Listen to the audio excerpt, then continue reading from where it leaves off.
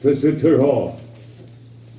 Zato zalem te ukopo Jehova zave. Titule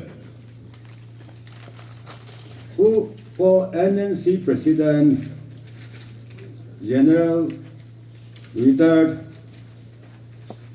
Kinsele Madame Iho. For Kalukazes Kakasa Kazasedo.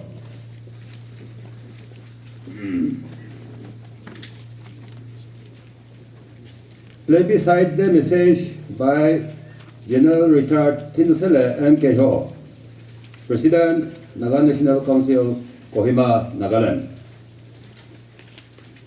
My dear citizens of Nagaland, today we have stepped into the 73rd year since the Naga people put their thumb impressions in favor of Naga sovereignty in that historic voluntary plebiscite on Plebiscite Day on 16 May 1951.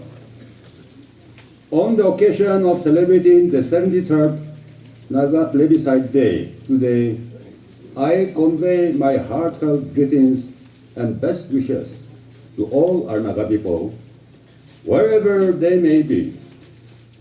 Let us give thanks to God, the Almighty, for piloting us throughout to come this far. On this auspicious occasion, I am appealing to the conscience of all the Naga people, particularly the allied group, to look back with seriousness that we have come this far due to the national movement under the Naga National Political Institution of Naga National Council, NNC, which was formed in 1948 based on the commitment made in the Memorandum to the Simon Commission in 1929, which recorded the truth that Nagas are not Indians and the Naga area is not within the Indian Union. Let us refresh our mind with what Jawaharlal Nehru, the first Prime Minister of India, said on 19 August 1946 in connection with the proposal of Robert Reid for creation of Crown Colony. The tribal areas are defined as being those long frontiers of India which are neither part of India nor Burma, nor Indian states, nor of any foreign power. This statement itself has confirmed that Nagas are not Indians and their land is not within the Indian Union. Why a voluntary plebiscite was called for? When the British government was about to leave this part of the globe, Nagas have declared their independence on 14 August 1947, one day ahead of Indian independence, and cabled it to the UN, which UN acknowledged and filed it. But Indian government, without least regards to the historical facts, forcefully occupied the areas which were earlier under the then British government, including Nagaland. Therefore, the Naga National Council, under the leadership of the father of the nation, A.Z. Piso, in order to demonstrate their stand clear to the Indian people and to the world, decided to conduct a voluntary plebiscite.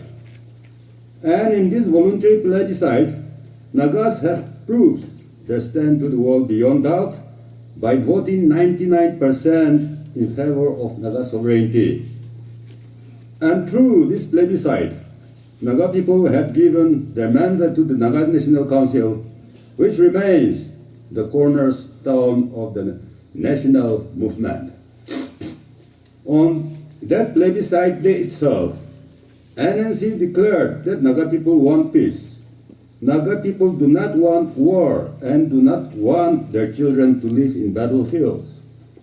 They have also made it clear to the Indian brothers and sisters that Nagas are not their enemy. They were only putting across the right democratically that they are not Indians. In spite of repeatedly proving our stand as free people beyond doubt, the Indian government again imposed the first parliamentary general election of 1952 in Nagaland. But that was totally rejected by the Naga people on the ground that Nagas are not Indians. In fact, India should feel ashamed for the act of moral violation of conscience. We all know that 16-point agreement was a mischievous deed, which was done by deception, because the so-called agreement was done without the NNC RGM, with absolute majority for whom the agreement was proposed. Therefore, the agreement brought more bloodshed to the Nagas. Should the Indian government take this as an agreement? Why enter into so many agreements again, like the ceasefire agreement of 1964, the famous Shillong Accord of 1975, the framework agreement of 2015, and the agreed position of 2017? How many agreements Indian government will propose to enter into for solving just one political problem? Nagas are one nation and people. But why we have too many factions today?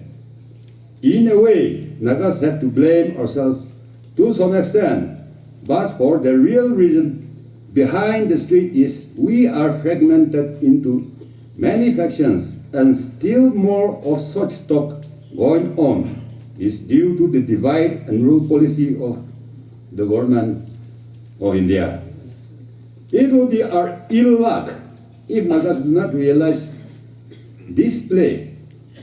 The Indian leaders bitterly criticized the British government policy of divide and rule during the pre-independence period.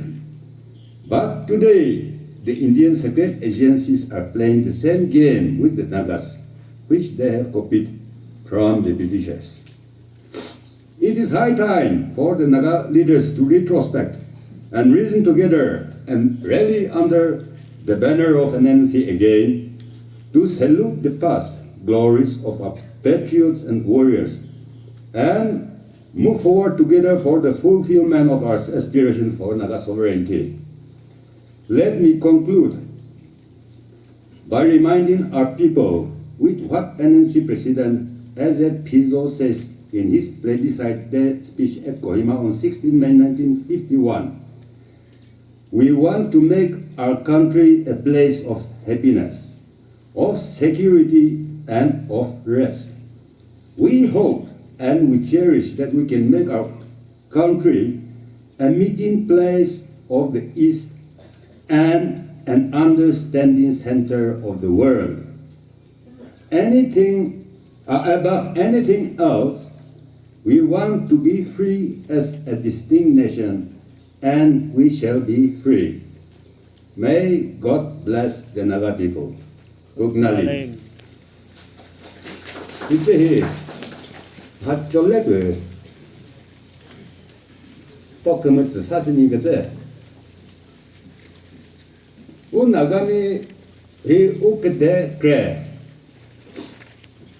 우 고무스노탈리서 우 우그데 요 모조께서 디펜티 모조께서 우조스세 우노 그데 좋아모 나 그만 거부 우조스세 새벽 모조스 그제 그러면 사시바 이제 그거 돌래 다 이제 우고 프레시덴노 부지를 가서 그만 비그제 우고 그를 뭐노 오토 그자파 지금 우쇼리를 그 대체 그지 비나 우모도도시 그제 이 우스에나 우나가님 시즈베다 우그베디 바다 근데 지나 해지다 다 우나가님 뜻이 그 그제 그뭐 다노 보스를 보면서 치즈를 심어서 뜻들이데 우뜨그 쇼거디보데 다트서 해즈노 말살아 너니 이거지 무슨 너 무슨 봐 우코포 자쿠키조아노 포그제 메세인들 구릴노 나가미 무칼호 나가미 문이야리 뭐 엘레 야가 제그 스제 나가미 타도면 못듯이 지히 나가미 스타레스를 흐바데 그 속가베 속가물레 요히즈노 우트마무 뜨보노 말을 살아서 너니 umpe salā nōni mū utādi pilipo masili ukhusādi pilipo masili mā tōwa posa simajī no ukumati kargu no chiyo hi rugu dese ukade hi muza dese 이것은 뭐 뭐도 고쳐 쇼호